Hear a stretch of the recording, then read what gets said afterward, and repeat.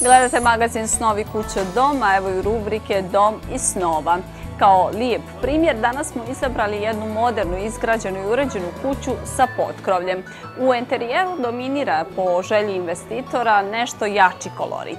Nadam se da će vam neke od ovih dobrih rješenja i ideja poslužiti prilikom uređenja vašeg životnog prostora.